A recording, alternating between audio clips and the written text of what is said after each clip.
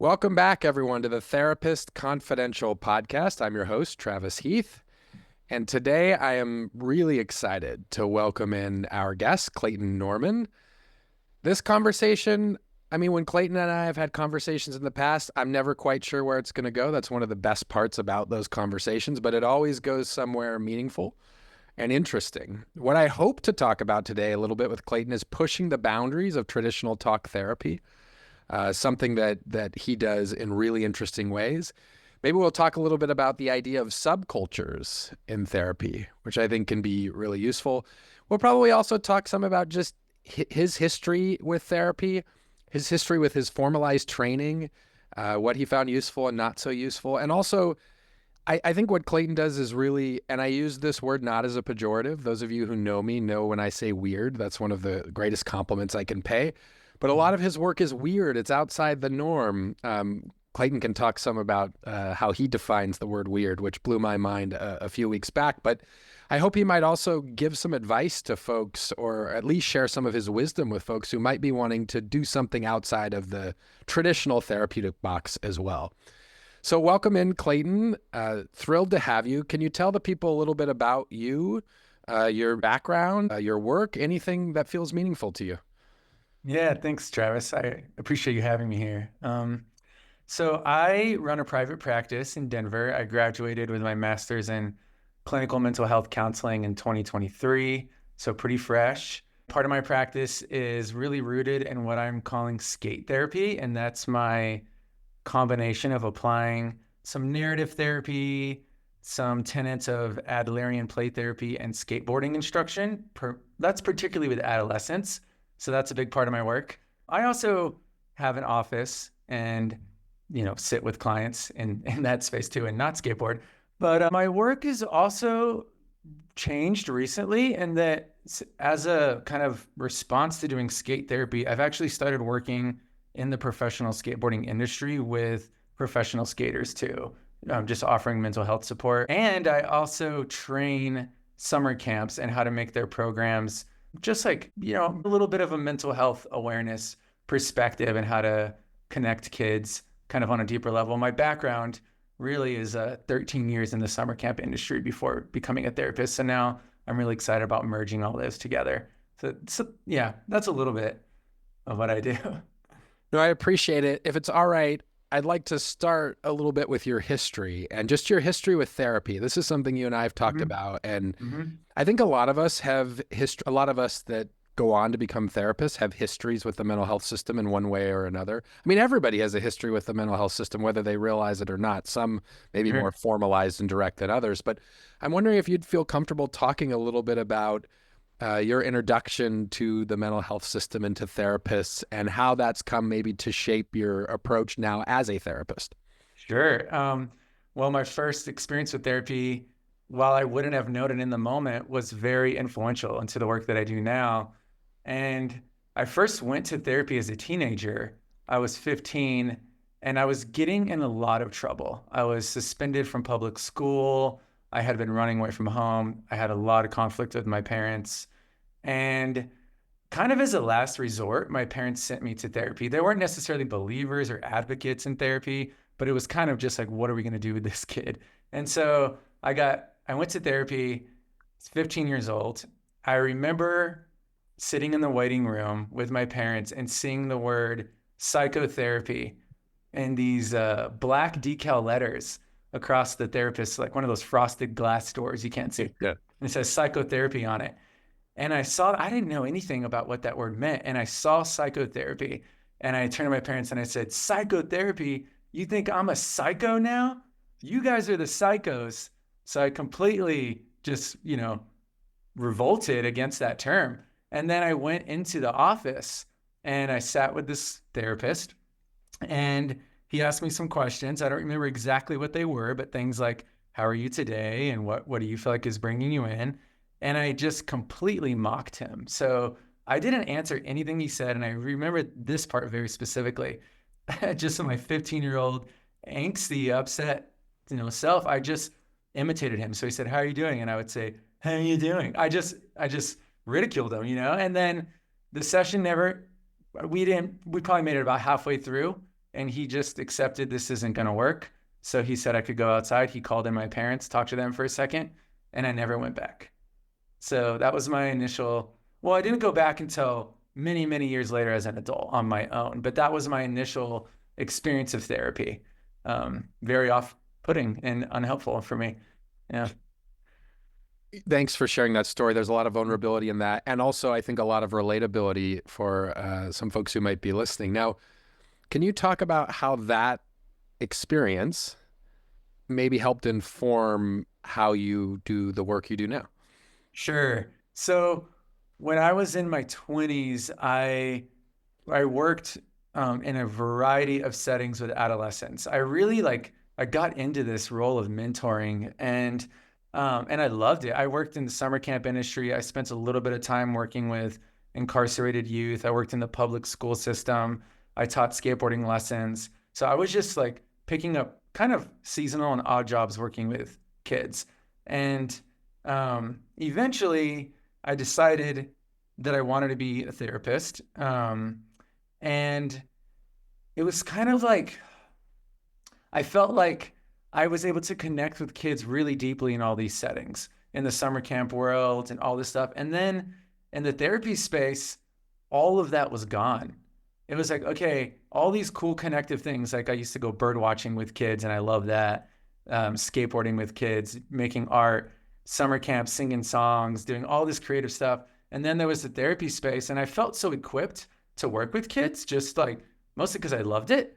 And I had, 13 years of doing it. And then in the therapy space, it was just like, oh, what do I do here? And it just didn't feel inviting like all those other settings did. And so um, my thought was like, basically just how do I bring some of what I learned and all this other work into this space? And that was kind of the beginning of like creating the alternative forms of therapy that I do now. And I really recognized that that space was so off, the therapy space was so off-putting for me as a teen. And so I just wanted to like have something different than the word psychotherapy, right? I wanted to have something that that just felt like I could create an environment where, people or kids actually want to be in, you know. What's your sense of what is often lacking for young people in the therapy space? I think their own creativity and wisdom. So, um, I speak a lot about subculture, and I've talked to you about that a little bit. And when I was in grad school, we spoke a lot about multicultural competency. And for me, my understanding of that at the time was that culture really applies to somebody's race, ethnicity, religion, sexuality. Um, and yet, when I ask young people what really matters to them, often they talk about their scene. They talk about their peers, their friends, what they like to do for fun, this cool thing they came across. And so I really believe that oftentimes that, especially for adolescents, is subculture. And that subculture is also culture. It's culture too. It's part of multicultural competency, or it should be. And for me as a kid, while I felt really rejected in many areas of the world, I really didn't feel that way at the skate park.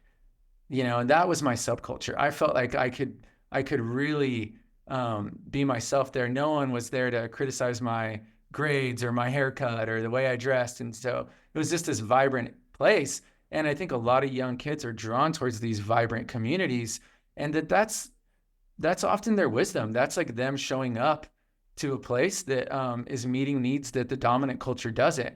And so I want to know what is drawing kids towards those places. And whatever that wisdom is, I want that to set the tone, and I want that to lead our therapy sessions. And so that's a little bit of what I think is lacking, is just um, attention to that side of young people in particular. What's your sense of why therapy traditionally might have been or might still be reluctant into welcoming some of, the young person's world? And I mean, we can have conversations, and that's one thing. You and I sit across from each other. We have a conversation. There can be value in that.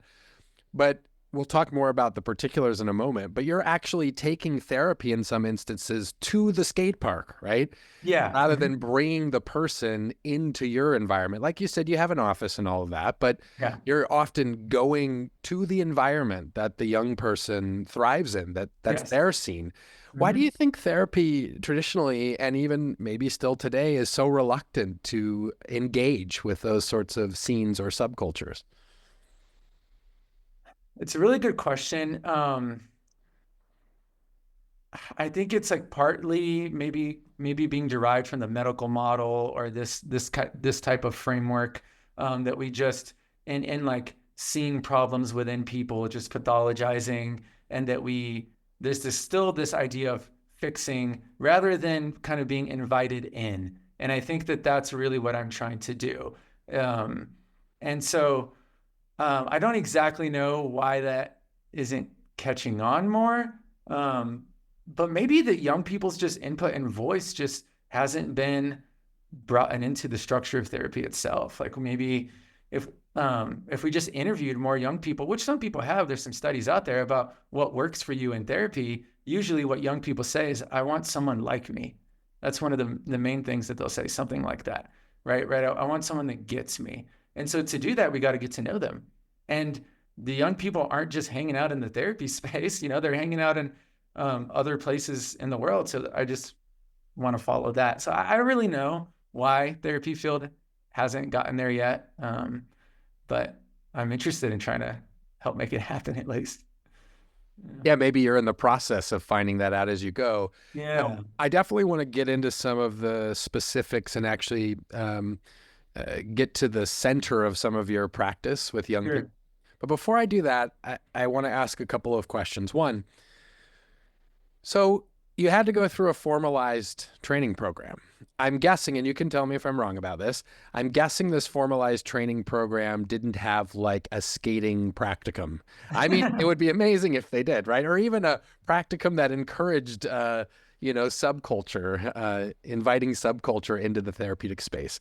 So Yeah. I'm wondering, before we get into the particulars of your practice, I wonder if you could talk about how you navigated your formalized training, what you took from it, and also maybe ways that your formalized training encouraged you to look beyond what you were being trained to do. Sure. Um, Probably the main thing that I took with it that still sticks with me to this day, and I'm still learning about more and more all the time, is that my program did a really good job at being systems oriented. So I went to CU Denver, their multicultural social justice based counseling program.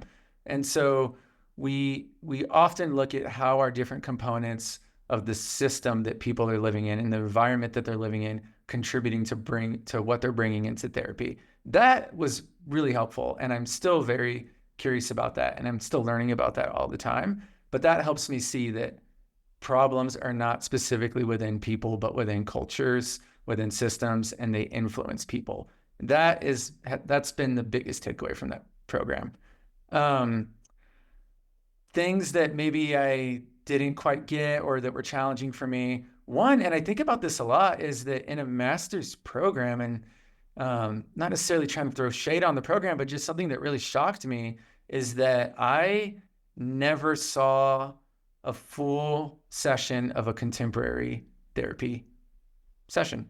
I never saw that. And I mean, we saw the things like maybe I think many people are familiar with like uh, Gloria sessions, right? Fritz Perls and Gloria, or Carl Rogers and Gloria, or like Sure. Salva Minuchin and on a stage in the 80s doing family therapy, like things like that. But but I don't think I ever saw a therapy session that was not over 25 years old. And that to me is strange.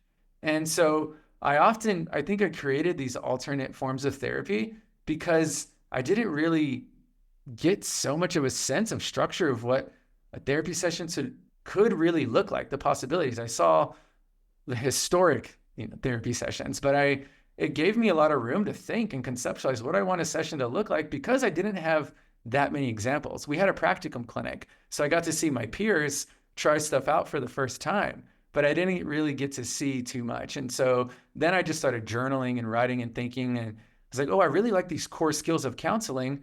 but could I do that at the skate park? Could I do that bird watching with a kid? Could I do that with creating raps and poems or music with kids? So I just started to just my mind just went. Yeah. And then, so was your mind had lots of ideas. And I Yeah. think this is true of a lot of students, actually, is that Mm-hmm. students, I remember when I was a student, I guess we're always a student, but when I was a formalized graduate student, right? I remember I had lots of ideas. It's one thing, though, to have ideas. It's another thing to take some of those ideas, especially those that might exist on the margins, and start trying to put those into practice. So I'm wondering if you can take me through how you, from your journaling, some of the ideas you had and how you started to actually put those into practice. Because, I imagine if you said, hey, I'm going to do the skate therapy with folks, you might be careful who you would say that sort of thing to, especially if they have more power than you. And, I imagine you could get questions like, well, how do you maintain confidentiality? You just go to a skate park. I mean, there's all of these sorts of reasons that people might give that such a thing isn't possible. So I'm wondering how you took this from the idea stage into actually beginning to practice it. Great question. So I was in a play therapy class in grad school, and we read this book. I think it was Gary Landreth, Child-Centered Play Therapy. Great book. I got really into just the moment-to-moment interactions in play therapy, and I was really fascinated by it. And then one thing that I struggled with was that it's typically for clients ages 3 to 12. And then, we have all forms of talk therapy, which I think best suits people, a little closer to like 17 or maybe even older. And then there's this really critical time of adolescence where I couldn't find anything that was really specifically for that. And so in this play therapy class, I was required to do an assignment where I had 3 play therapy sessions that I ran, and I documented them and wrote a paper about it. And my professor, who was amazing, allowed us to have creative approaches to the assignment. Like people could, instead of writing the paper, make a podcast or something like that. And so I asked her, like, could I actually focus on adolescence and do this at a skate park, but still keep these play therapy core skills? So it's still play therapy, but weave it into skateboarding and use the skate park as the play therapy room instead of, a play therapy room itself. And actually what she said was, you can do that, but you need to write a damn good paper. So she really, put the heat on. So I went and I did this. I had a lot of fun with it. And I felt the pressure to write the good paper. And then after I wrote it, she really supported it and was really excited about it and actually encouraged me to do a study, like an IRB research study into play therapy informed skateboarding. And this is a moment that I think really changed my life, actually, because I'm full of ideas. Like I just can come up with crap all the time, but actually executing it is one thing that I might not do. And she really encouraged me, and she helped me, launch I think the first skateboarding and therapy research study I've ever come across, at least. And so we did it. We got, several participants. I ran over 30 skateboard play therapy sessions. The paper got published by the Journal of Creativity and Counseling, which after that, I was like, oh, I have some momentum here. It's not just an idea that people are going to roll their eyes at or something, but I think people are interested. And that just kind of evolved into a private practice. So I yes, I have some ideas, but like really being like believed in by my professor and supported to that extent was what made it like possible. And I'm like totally grateful for that. So, just for our listeners, the article is entitled Play Therapy Informed Skateboarding. It is in the Journal of Creativity and Mental Health. I've had the good fortune of reading the paper. Probably my favorite part of the paper is when we were hearing from the young people and also their parents, if memory serves, about like how the experience was for them. And that to me speaks volumes, because it's one thing for us as therapists to get on our theoretical high horses and be like, oh, this is why this worked, and I know, blah, blah, blah. Okay, But young people will tell you the truth about stuff. Any of us that work with young people or have young people in our homes, our communities, they'll tell you the truth about stuff.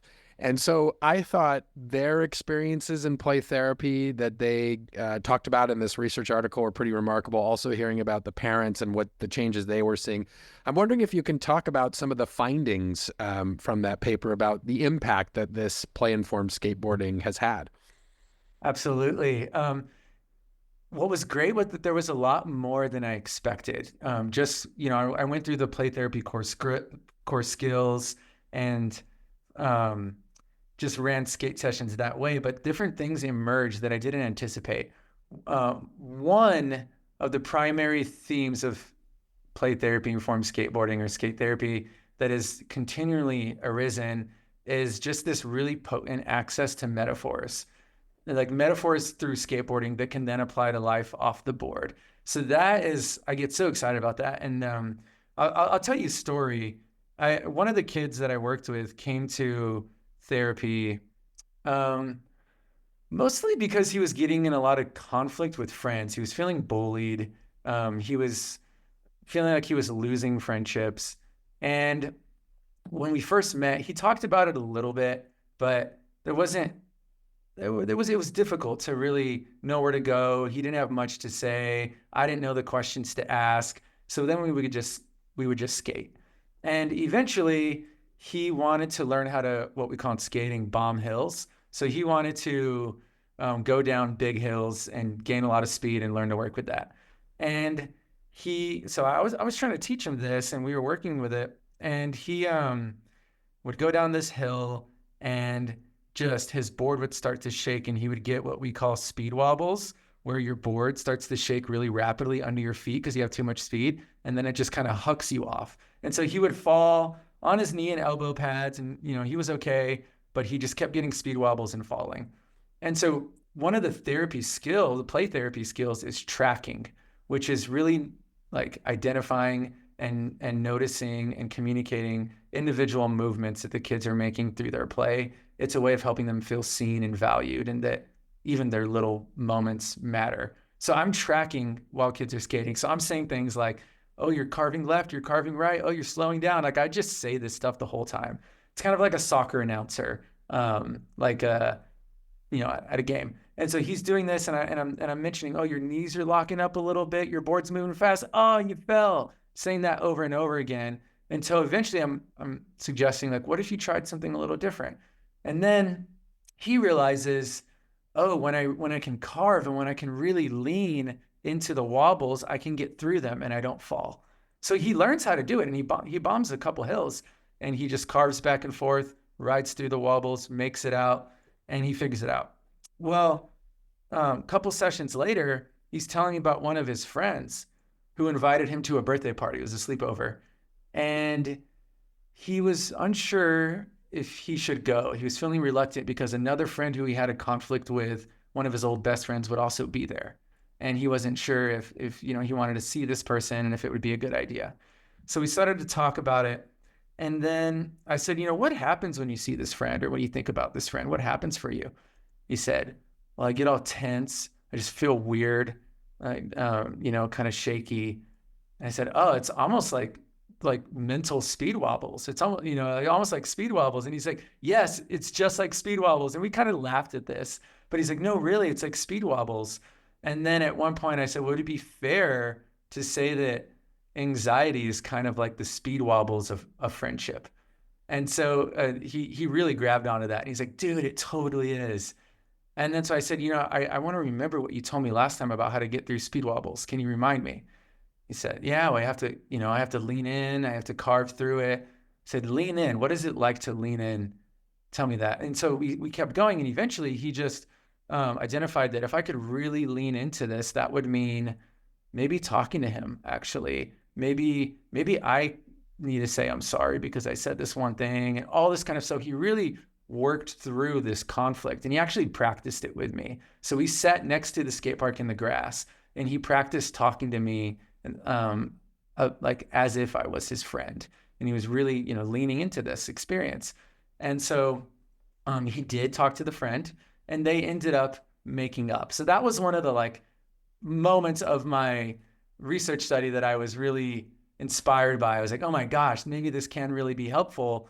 And I think what made it helpful is that it wasn't me just giving him advice about working through conflict, that he figured it out through his own experience of skateboarding. And we teased out what he learned metaphorically onto another aspect of his life. So I'm constantly looking for metaphors, and there's so many in skateboarding, whether it's, balance or, getting up and trying again, all sorts of stuff. So that's one thing that I learned through doing the study, and there's a few more. Yeah.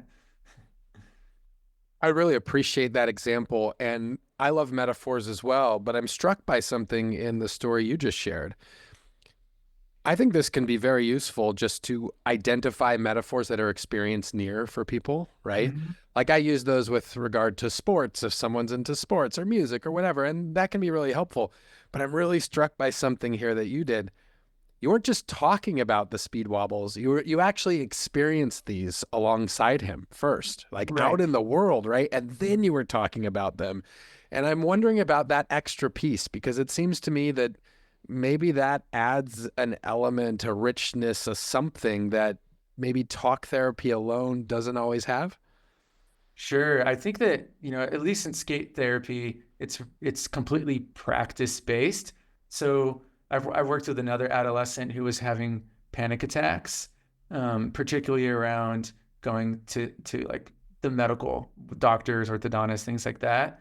Um, and so we actually discussed, like, what if we practiced getting scared on purpose, since we're kind of avoiding it, and Mm. that's been really tough.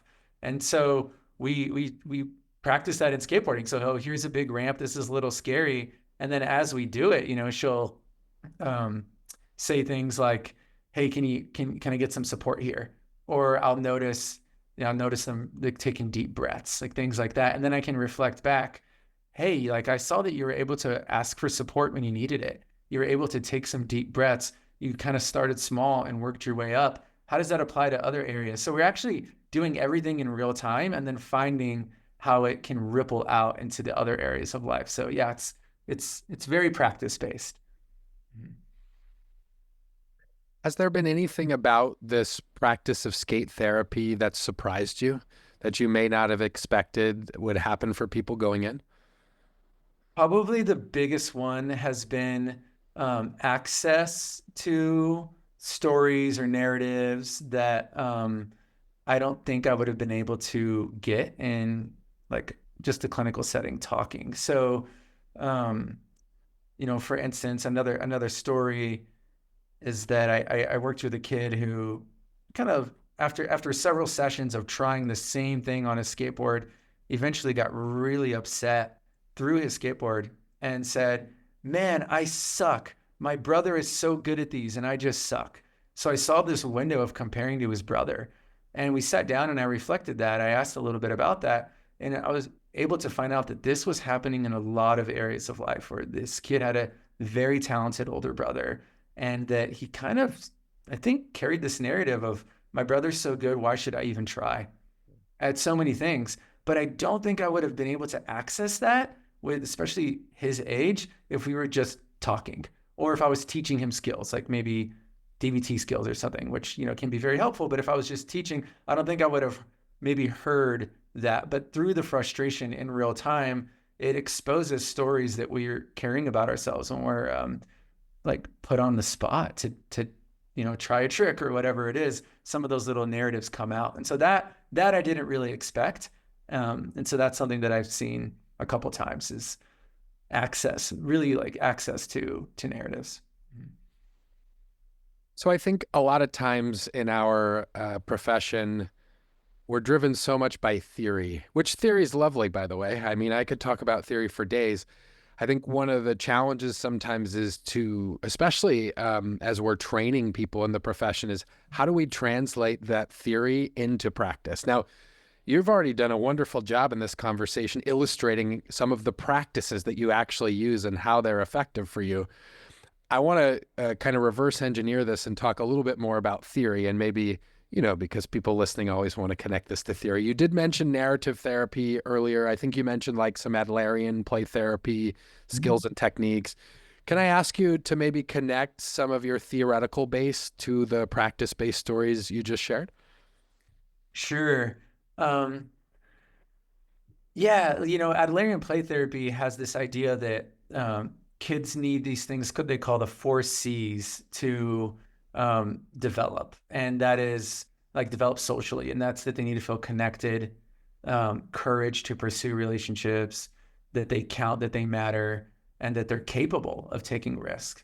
And so, what I like to do is just read theory, and when I hear things like that, and I just think, what are all the different settings this could fit? So feeling connected, having courage, feeling like you count and you're capable, to me as a skateboarder, those are all so obvious within skateboarding culture already. Like like feeling connected to the scene, courage to try tricks, that you count and belong to the scene, that you're capable and you're growing and there's always new ways to challenge yourself. So that was just like obvious. So that was I grabbed onto that really quickly. Um, so what I like to do is just actually just sit and read and study theory, and then as I'm doing it, just take notes. How could this? Because I also another side of my practice is people laugh at this one is bird watching in therapy, but I do the same things like connected to your natural world. Like so I that's what I do is I take notes in theory and just apply it to as many different settings as I can, specifically interests that my clients already have. I have two questions. I want to get into the bird watching, and I can see why people would chuckle at that. Yeah. Uh, I want to lean into it though. Before I do that, I want to touch a little bit. You mentioned like listening to stories and narrative therapy. Right. Selfishly, as a narrative therapist, True. I'm interested in how you see narrative therapy playing into the skateboarding informed therapy you've talked about. Hmm. Um, yeah, well, the part that I'm really drawn to when it comes to narrative therapy is that I think, at least in like contemporary narrative therapy, I'm still learning about it because it's one of the theories that has been a little harder for me to actually understand what it even is sometimes. But one thing that I do really like about it, and that I think I've learned from definitely reading some of your work, is that the narrative lens can help us see dominant stories and how they impact us as individuals. And like, so it helps me in like identifying, helps me like ask questions that help clients identify, you know, some of the pressures that you're feeling. Do they all come from within you, or are there some from other places outside? And I weave those questions into skate therapy, but in particularly, I feel like this may be a long-winded answer, but I think that skate therapy allows us to create new successful stories or stories that actually we feel good about. And so one term I've been using, and I use in the paper that you mentioned, is sticky stories. And these are like stories that kids are proud of, that stick with them. If you tried a trick 50 times and kept falling and eventually landed it, there's a story there. And so I want to sit down and actually put that story into words. So I might ask questions about like, um, you fell 50 times. How are you able to get back up and keep going? What does that say about you? How does this apply to other areas of life? So a lot, but extending off what I said about metaphors, but really writing stories in real time that kids can really identify with and feel proud of, and then reminding kids of the themes in those stories as they go out into the world. So that to me that feels narrative. I think you're more versed in narrative, so I'd be curious if that sounds like it fits narrative.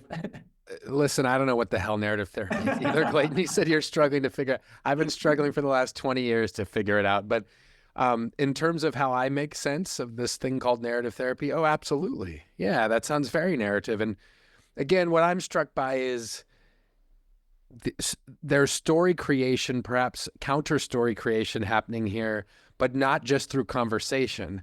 It's actually happening through action, right? Which it can happen in, office-based forms of narrative therapy, but it's often people go out into the world and they take action and they come, and that's Sure. fine. There's merit to that. But here, what's exciting to me is it can happen in real time. There's like Yeah. counter story formation that's happening in real time, and then you're sort of reiterating it with people, and it becomes like challenge to dominant stories in the child's life, whether those dominant stories are more cultural or whether they're familial, whatever they are, they're actually being challenged in real time through the practice, which is like pretty remarkable to me. It has me thinking like, damn, how can I find more ways of doing that in my own practice? Mm-hmm. In a sense, with skate therapy, it's almost exposure therapy because it's all like in real time doing this stuff. So there's a quote from one of the kids in the paper that you mentioned that where he says something like, I never thought that I could walk into the skate park because something about maybe not being cool enough. And now I know that I am a part of the skate community, and so that feels like the story of himself and where he belongs and what he's capable of really shifted over the course of that time. I love that. I could do a whole episode on that. I want to circle back to bird watching because I Yeah. did want to touch on that some too, Okay. which I think you're right. People do sort of chuckle or they're like, what the hell is that? But I've listened to you talk a little bit about this. And while I get why people chuckle at first, I mean, it does seem like this is another sort of subcultural expression of therapy. So I'm wondering, can you talk a little bit about bird watching and how that's worked its way into your therapeutic practice? Absolutely. For me, it's kind of like mindfulness in practice rather than, okay, which is a big part of my life too, and informed a lot of my own therapeutic approach. But it's it's really like we're going to go out into the world and really just pay deep attention and just see what that's like. And so we're walking really slowly in a world that's so fast paced, where that's just our culture right now. Bird watching is such an antidote to that. We're slowing down. We always joke birders can only walk like 50 yards in a couple hours because we're stopping and really looking at everything. And I have found, and I found this before doing it therapeutically, that when I used to lead bird watching camps, that pausing to admire birds is really regulating for the nervous system. We're appreciating beauty, and so if I'm talking with, and I've done this, I do this with some adults too. Skate therapy is mostly kids, but I do this with adults too. So we're walking, we're talking, and maybe something's just a little, activating for the nervous system. And when we can pause our conversation for a second and be silent and listen and see, sometimes I've seen some amazing birds on walks with kids and adults. And so we'll pause and it's just this like, wow, look at that. That's beautiful. And we can appreciate and have gratitude for something, this living creature, and oftentimes a bird that people never knew existed, that's right outside their door. This happens all the time. And then just say, wow. And they calm down. And then it's almost like that idea of titration. Like people can be more relaxed. And then we can ease a little bit more into the conversation that we were having because our nervous systems are a little more regulated. So it has this really organic, nice pace to it. And I do find that there's something therapeutic about just appreciating beauty and gratitude. And for me, when I'm sitting in the office, like you can't look at the painting on the wall every few minutes and say, wow, every session, that's beautiful. It's like you've seen the painting, like, but when you're out there in the world really looking at birds, like you're really encountering newness. And I found it to be a really regulating practice. So yeah. I really identify with the piece about how it runs counter to, late stage capitalism, whatever the hell this is that we're living through right now, where everything is moving so quickly all the time. Everything has to be production. You're always producing something, right? Keep the economic engine churning, all that stuff. And just the practice of bird watching in itself, I'm no expert on this at all, but just listening to you talk about it just now, I mean, just the practice itself seems like a counter to the way that people are being asked to live their lives in the modern world. And it's been my humble observation that there are a lot of afflictions of the modern world. Of course, anxiety, depression, whatever clinical labels have been put on this stuff, the experiences of those things have existed as long as there's been human beings in one form or another, right? But boy, there's a real particular manifestation in the culture as it exists now. And as you're describing that, I can see how bird watching could very well be for many people an antidote to that. Absolutely. Yeah. Just getting out there alone and bird watching without adding, therapeutic questions, or that therapeutic relationship, I think is already really a soothing, mindful practice. And then just adding the therapeutic relationship on top of that, I feel like has been really helpful for clients and for myself and my experience of being a therapist. It feels good. I've seen, I want to talk some about this idea of subcultures in therapy a little bit. Okay. You've alluded to it, but one thing I've seen some momentum on lately is like walking and talking, and it's like, it's, I'm not trying to mock this practice. I actually think it's a lovely practice. I've engaged in this practice myself. What I'm more trying to poke a little fun at is the therapeutic establishment that like, oh, walking and talking is so radical. It's like this radical thing now, and people are writing about it and walking and talking. And it's like, well, Yeah. hey, if this is going to help people consider doing something other than just sit in the office, this is great.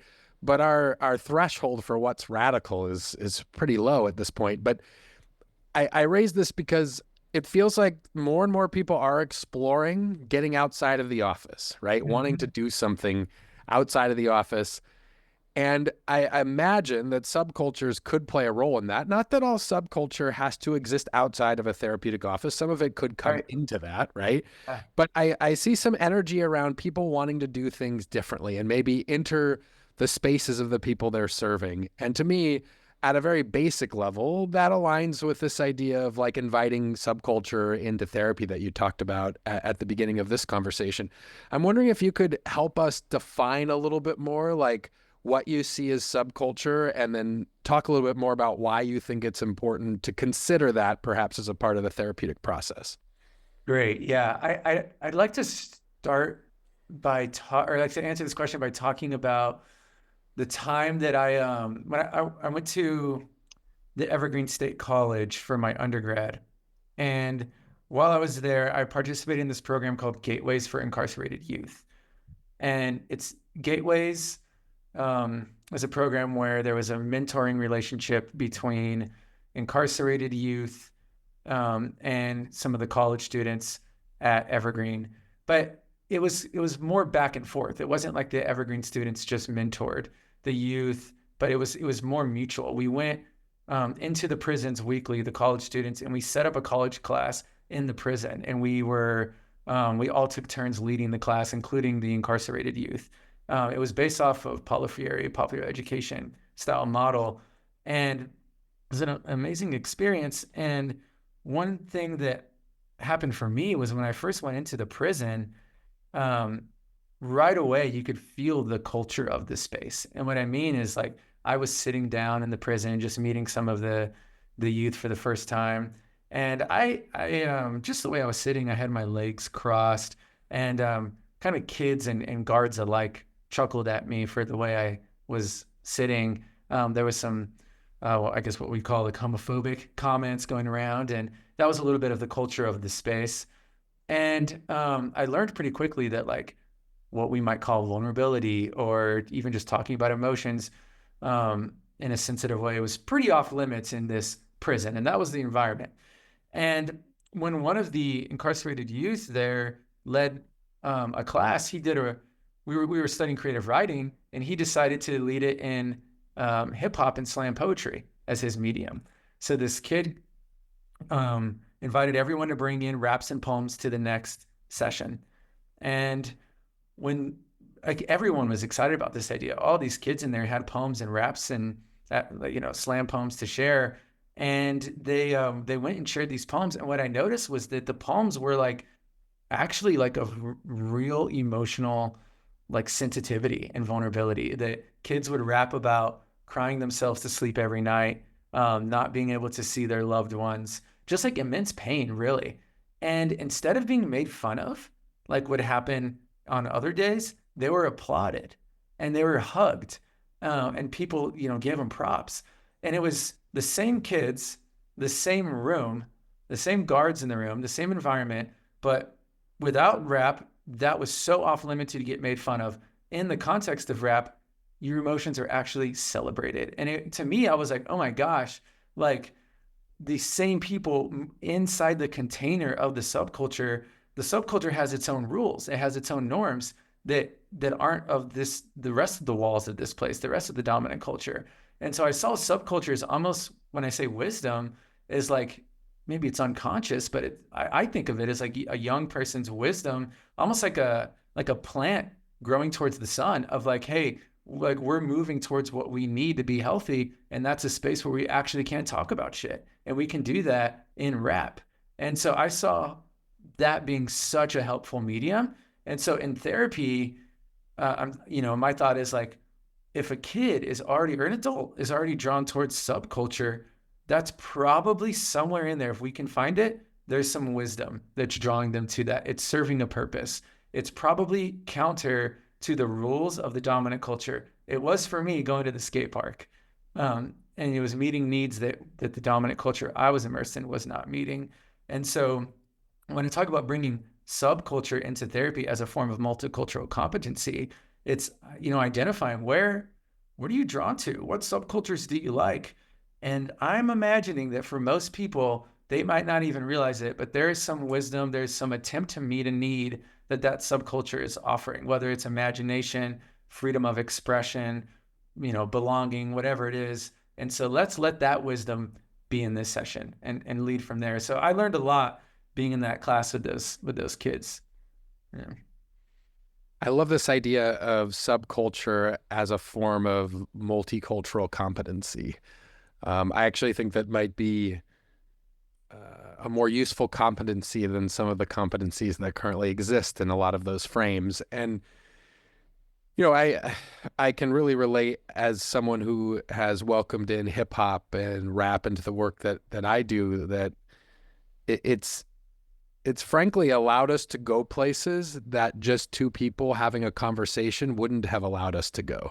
When we welcome in these subcultures and the mediums that might be preferred within them, boy, can we go to places that we otherwise, I mean, quite literally could not have gone. Like, I experience kids rap about shit that they could not speak about. And if someone doesn't understand subculture or doesn't understand the medium, that might not make sense, because it's like, well, they are speaking about it. No, they're not.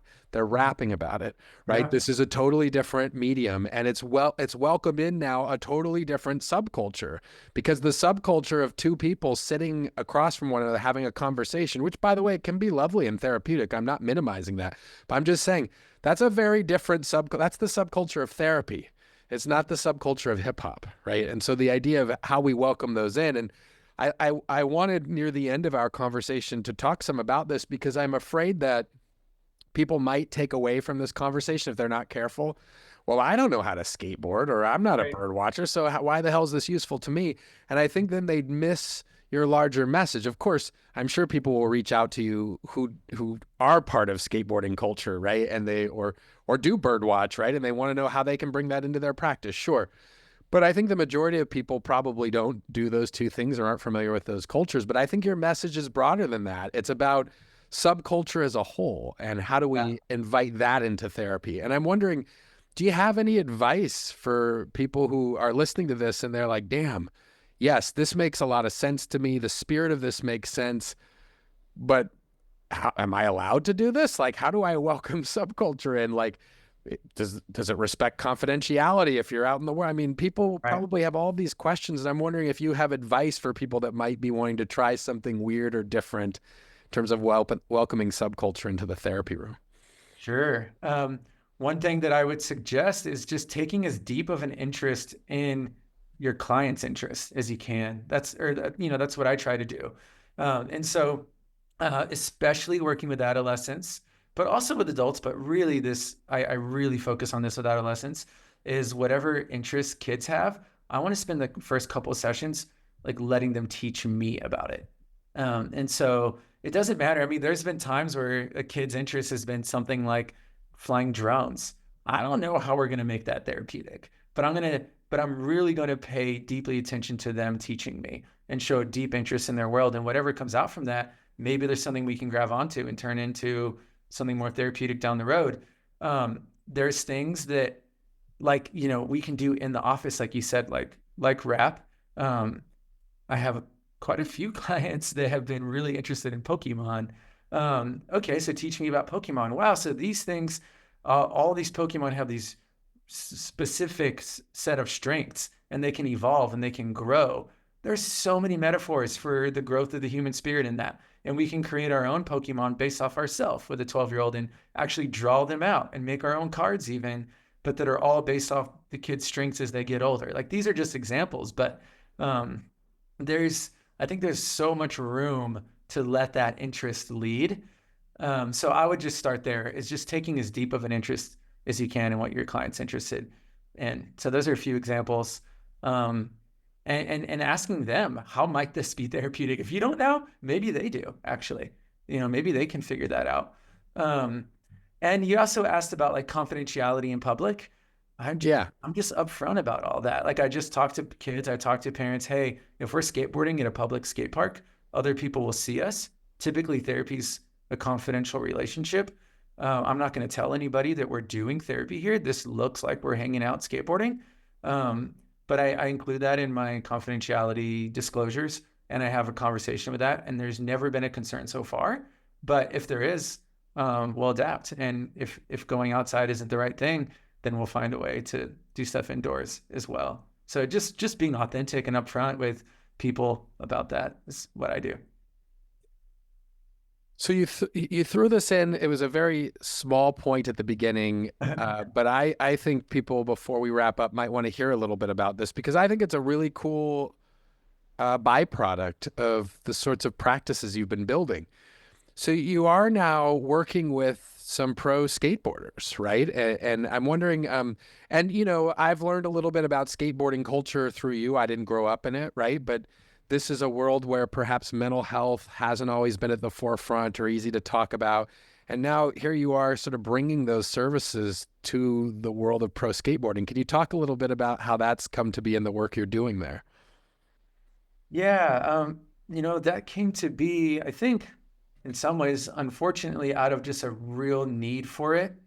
And that in skateboarding culture, there is, I think, a lot of natural recklessness that's been a part of it. There's been, I think, a lot of people gravitates towards subcultures, like I said, after feeling like they don't fit in with the dominant culture. And I think that's very true in skateboarding. So I think there's a lot of community in skateboarding, but there's a lot of hurt beneath the surface too. And there's a lot of pressure in that industry. Um, if you're injured, you can't work, you can't make money, you can be dropped pretty quickly. People age out of that industry very quickly. There's a lot of high pressure, a lot of high stakes. And yet mental health has been, somewhat of a taboo topic in many places, but I think in the skate industry, it has been too. And particularly it has been. And that came to be really after a professional skateboarder who owns a skateboarding team he's made a little documentary. I'd actually recommend that people watch it to get a little bit more exposure of skate culture, of subcultures, and how subcultures are really, a lot of them are like dying for people that understand their subculture to come in as therapists. Like they're looking for therapists who get them. Louis Barletta is his name. He made a video. You can find it on YouTube. It was put out by a company called Jenkem, Jenkem, and he talks about why he really feels it's all professional companies need a therapist on their staff. And a lot of what he shares in that story is that his passion is in response to one of his previous pro riders dying of suicide, and that realizing this has happened a lot actually in the skate world, and there's a lot of substance abuse, and that if pro teams had somebody on their team that was a licensed mental health professional, that we could actually save lives. And so he was looking for a therapist that also understood skate culture. And he came across me really after I published that paper, I think is what did it. But reached out to me, and I've been in touch with a few other people in the industry to offer services to people. So came out of a need, let's say, you know. I've written down all these questions. We'll have to do this again at some point, but I want to make sure we respect your time. You've given us about an hour here, which is amazing. Clayton, thank you so much. I'm sure folks will learn a lot from your experiences. And I'm wondering if people want to get a hold of you, is there a way that they might reach out to you? Sure. I do have a Psychology Today page under Clayton Norman. You could find that. Also, just Googling my name should take you to my website. Or um, on Instagram, it's skate_therapy, or email is clayton@skate-therapy.com. Awesome. Keep doing what you're doing in the world, brother. It's much needed, and I appreciate your time here today. Thank you. Nice to chat with you. Appreciate it, Travis.